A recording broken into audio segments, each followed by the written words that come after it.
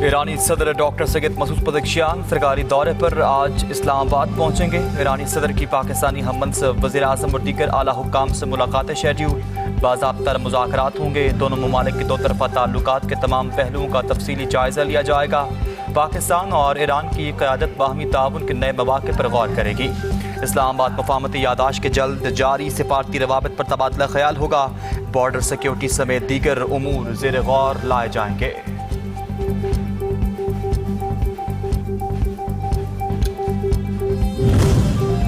لبنان پر اسرائیلی حملے برگن اسٹاک میں ہونے والے ایران امریکہ مذاکرات میں تاخیر کے سبب بنے۔ نائب وزیر اعظم وزیر خارجہ اسحاق ڈار کر اب میڈیا کو گفتگو، کہا کہ ایران یورینیم باہر بھیجے جانے کے بجائے اس کی افزودگی کی سطح کو کم کرے۔ جوہری پروگرام پابندیوں اور منجمد اثاثوں پر ورکنگ گروپ سرگرم ہے۔ لبنان سے متعلق معاملات کے مذاکراتی ایجنڈے میں شامل۔ مذاکرات کا اگلا مرحلہ سخت ہو سکتا ہے مگر حتمی معاہدہ قابل حصول ہے۔ ڈیل میں کوئی منفی نقطہ موجود نہیں۔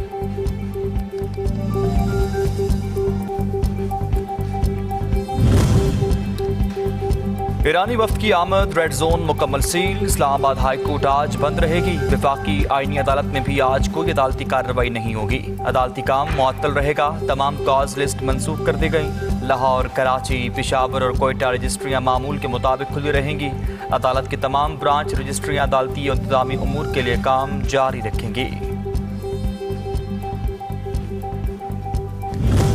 آزاد کشمیر میں ہونے والے عام انتخابات کے لیے امیدواروں کے کاغذات نامزدگی کا اعداد و شمار جاری۔ کوٹلی کی 6 سیٹوں کے لیے مجموعی طور پر 160 امیدوار، LA 8 کوٹلی 1 راج محل میں 21 امیدوار، LA 9 کوٹلی 2 فتح پور میں بھی 20 امیدوار، LA 10 کوٹلی 3 شہر میں سب سے زیادہ 34 امیدوار، LA 11 کوٹلی 4 سہنسا میں 28 جبکہ LA 12 چڑھوئی کوٹلی 5 میں 16، LA 13 کوٹلی 6 کھوئی رٹھا میں 23 امیدوار میدان میں موجود۔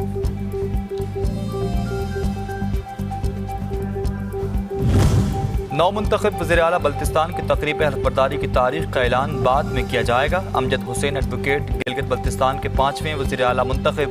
مسلم لیگ نون کے Hafeez ur-Rehman opposition leader Gilgit Baltistan assembly بن چکے۔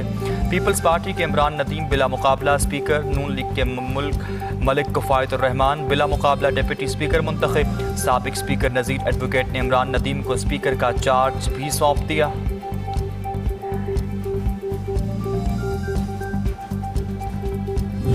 اور سیکیورٹی فورسز نے ضلع پنجگور میں دہشت گردی کی بڑی سازش کو ناکام بنا دیا۔ بھاری مقدار میں اسلحہ اور مواصلاتی مواد بھی برآمد۔ آپریشن کے دوران گاڑی سے 4 راکٹ فیوز اور متعدد IEDs قبضے میں لے لی گئیں۔ دھماکہ خیز مواد کسی ممکنہ بڑے دہشت گرد حملے میں استعمال کیا جانا تھا۔ سیکیورٹی فورسز بلوچستان میں امن دشمن عناصر کے خلاف سیسا پلائی دیوار ہے۔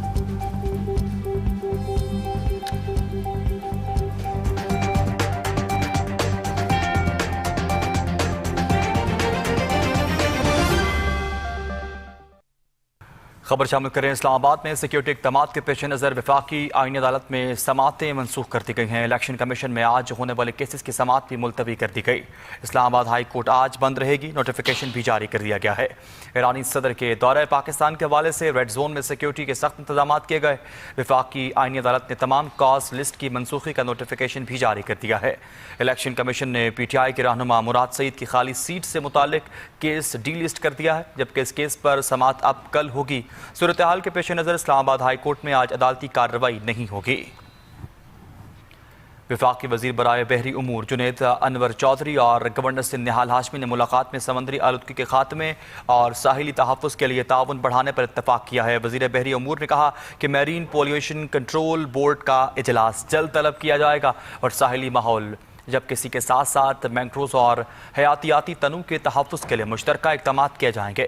وفاقی وزیر برائے بحری امور جنید انور چودھری سے گورنر سندھ سید نہال ہاشمی نے ملاقات کی جس میں سمندری آلودگی اور ساحلی تحفظ کے لیے تعاون بڑھانے پر اتفاق کیا گیا۔